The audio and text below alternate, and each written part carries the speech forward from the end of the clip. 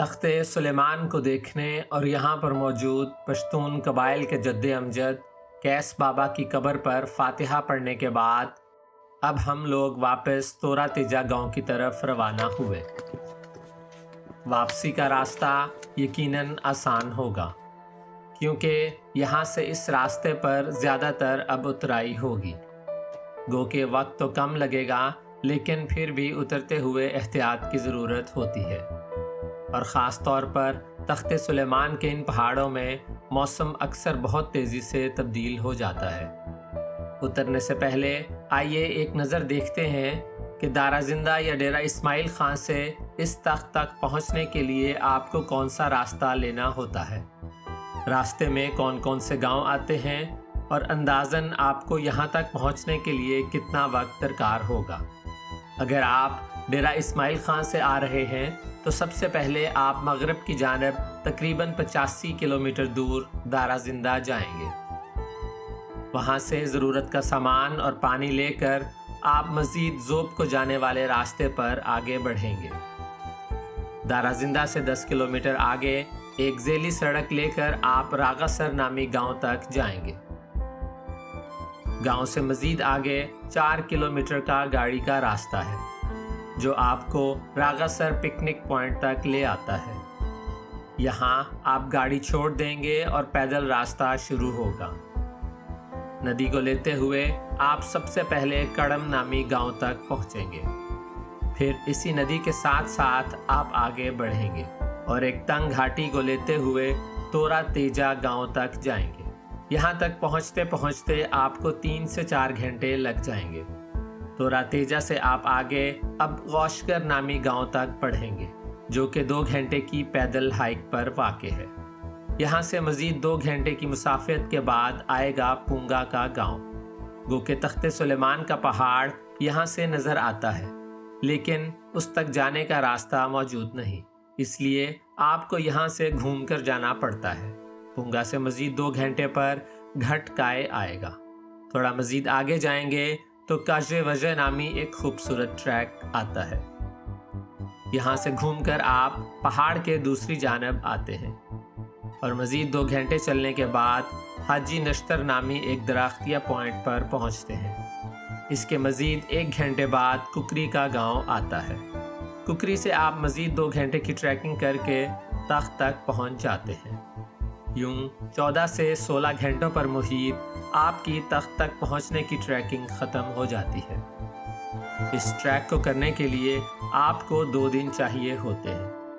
تو یہ تھی ایک چھوٹی سی پریزنٹیشن ٹریکنگ اور اس کے راستے میں آنے والے گاؤں کے بارے میں۔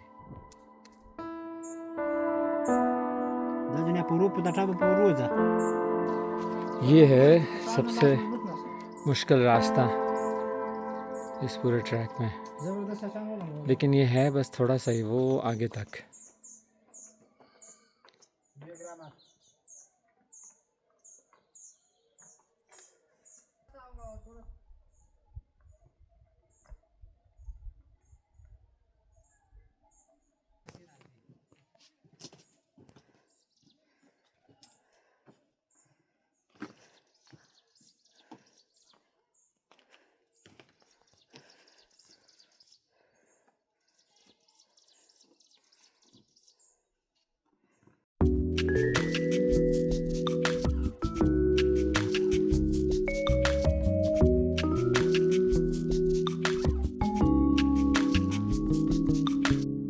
شاکر یہ لکڑیاں کیوں لگا ہوا ہے زمین کے اندر؟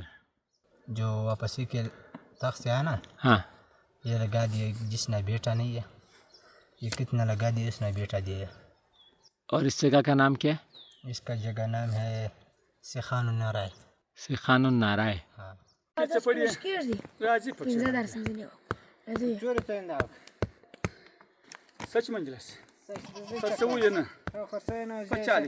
یہ سارے چلغوزے کے درخت ہیں، یہ گرین والے۔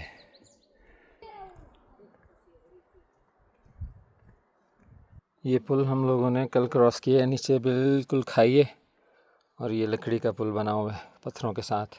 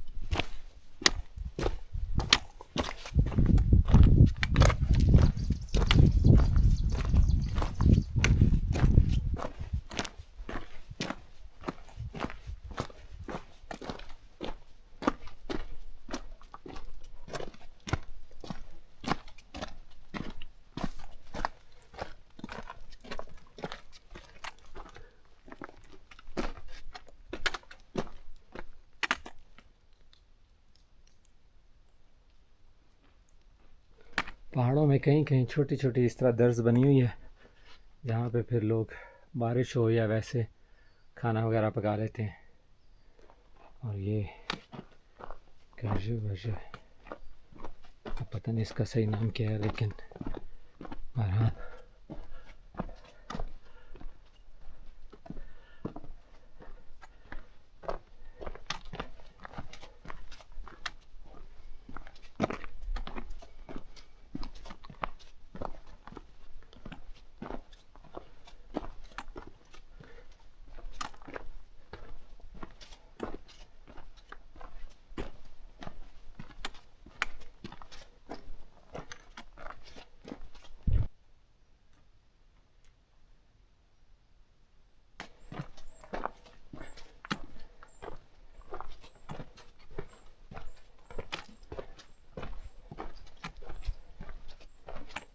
آگے بکریاں ہمارا ویٹ کر رہی ہیں سر اٹھا کے کہ یہ کون لوگ ہیں.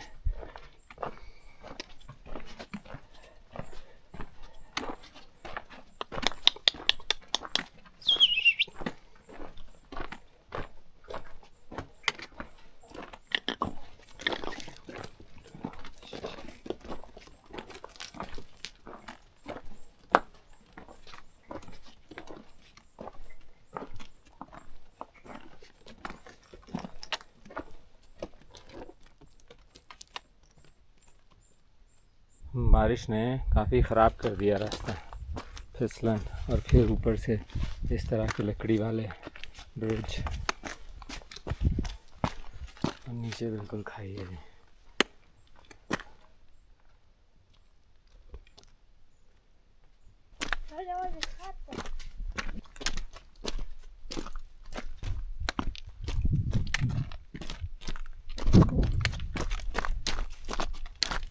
ویسے اب بارش ہو جانے کی وجہ سے نا پتھر بہت سلپری ہو گیا ہے، تو بہت ہی احتیاط سے اترنا پڑ رہا ہے، اور اس کی وجہ سے پاؤں پر ایکسٹرا سٹریس پڑ رہا ہے. لیکن بہرحال پونگا اب شاید 1.5 گھنٹہ دور رہ گیا ہے.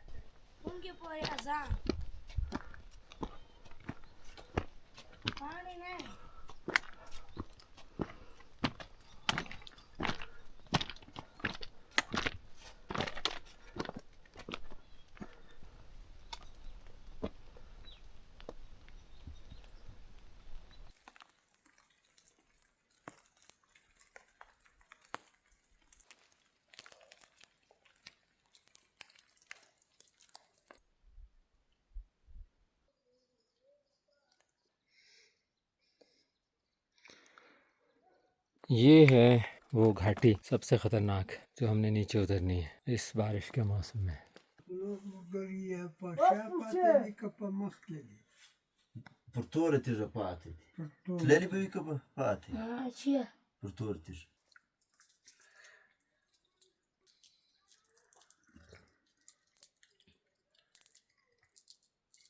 لرے لرے جائے آواز ہو رہے درابن کے بھی ہو.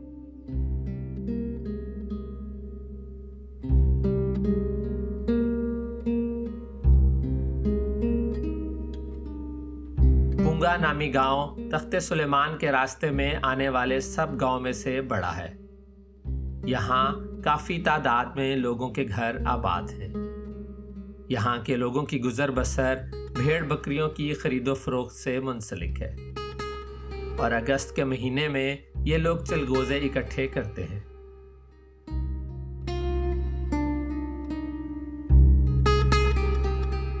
ویسے یہ گاؤں تخت کے بالکل دامن میں آباد ہے، اور یہ سامنے نظر آنے والا پہاڑ اصل میں تخت سلیمان ہی ہے.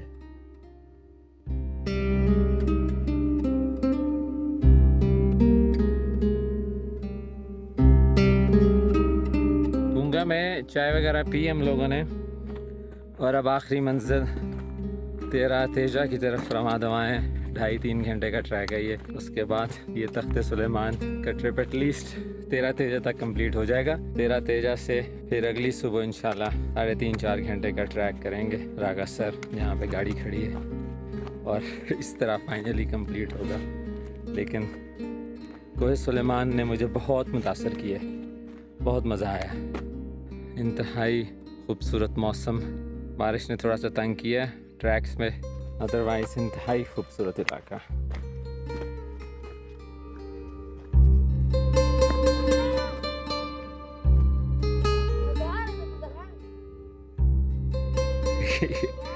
ये मेरा गाइड है दुनिया मोहम्मद, और ये मुझे मजाक कर रहा है कि मैं जा रहा हूँ, तुम रहो यहीं पे.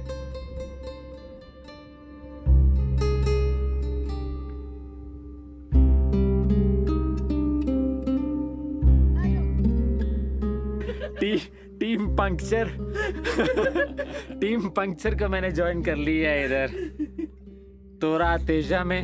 और अभी हम लोग डिसाइड कर रहे हैं कि आप पकाना क्या है. चावलों का फायदा ऊपर तो चावल खुद पकाएंगे.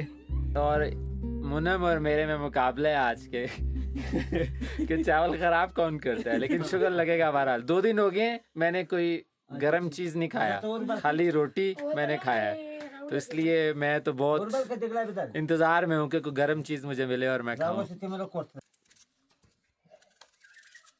इस बड़े देगचे में हम लोगों ने चावल बनाने हैं.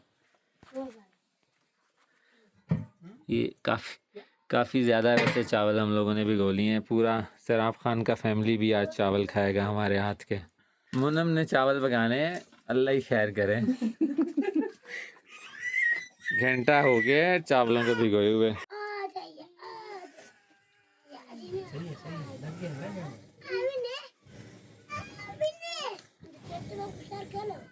देगचा हमारा सेट हो गया है पत्थरों के ऊपर. अभी आग भी लग गया है. पता नहीं कब इसमें प्याज फ्राई होंगे, कब इसमें चावल डलेंगे. मुनम गायब है. और अगर फिर मजे के ना हुए तो आपको बड़ा मसा हमारे शेफ पहुंच गए हैं सीट पे. गुदा रख लिया नीचे और अब देखें क्या कमाल करते हैं. शाकिर, अगर चावल सही ना बना तो तुम्हें धक्का दे देना है उधर. हम शागिर्द हैं इसके साथ. शागिर्द तो अमेर का मुझे नहीं पता, मुझे चावल चाहिए बाबा. 2 दिन हो गया रोटी खाए हुए. रोटी नहीं खाएगा, 2 दिन हो गया. हाँ, गरम कोई चीज़ खाया तो और क्या. ये उस्ताद हमारा ना कुछ किसी चीज़ को हाथ नहीं लगा रहा. वो दूसरे कमरे से सामान मंगवा रहा है शागिर्द शाकिर के ज़रिए. हाँ, ये जी बिस्मिल्लाह बिस्मिल्लाह बिस्मिल्लाह. घी जाने लगा है. माशाल्लाह सुभान अल्लाह. पता नहीं आज क्या बनता है हमारे साथ. चलेगा जी प्याज मसा. मुनम कारीगर ये आलू भी डालने लगा था साथ में. नहीं है, अभी नहीं आलू डालने. ये आलू हम डालेंगे जब पानी पकाएंगे. वो बस समझ नहीं है.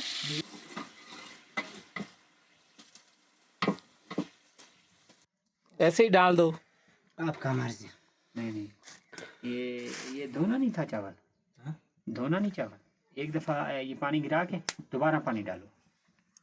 हाँ, ये पानी गिराओ फिर एक दफ़ा साफ नहीं किया पहले. हैं साफ नहीं किया ना. क्यों? अब कोई नहीं. अब हमारे हाथ थोड़ा से. अच्छा कोई नहीं, 1 मिनट में देख. उस्ताद जी आप भी कुछ कर लो. ये पहली बारी जी उस्ताद जी ने कुछ कम करने पे है तो मौत पै गई. एक आपका हाथ थोड़ा साफ है ना. हाँ मेरा हाथ साफ है. बना रहे हैं हम पुलाव, खाएंगे हम खिचड़ी. नहीं इंशाल्लाह याद करोगे. काबली पुलाव. हाँ? हमारे को याद करोगे. हाँ याद तो करेंगे जरूर. हाँ इसके साथ ही इसके ऊपर रखो. साइड में हाँ करना. हाँ.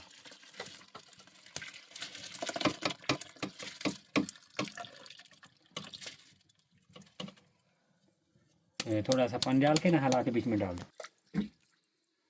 उस्ताद कितना देर है. अभी हमें 25-30 मिनट दे रहे हैं. इस तरह है. 15 मिनट वाले चावल आधे घंटे में 40 मिनट में बना रहा है. एडी चावला नु दम लग रहा साढ़े आलू. ये निकालना है. मैं जो कहता हूँ. ये चावल तैयार हो गया है और ये इसका शक्ल हम पहली बार देखेंगे. वाह माशाल्लाह माशाल्लाह. थल्ले ना लगा हुआ है बस. नहीं माशाल्लाह माशाल्लाह. अभी देर है. یہ تھوڑا سا دم اور رکھ لیں پھر. ہاں تھوڑا سا اور ہاں پیچھے سے آگ تھوڑے سے ویسے آگ کم ہے نا؟ ختم بہت ہی ختم ہے. ہاں آگ تھوڑا سا ڈالو.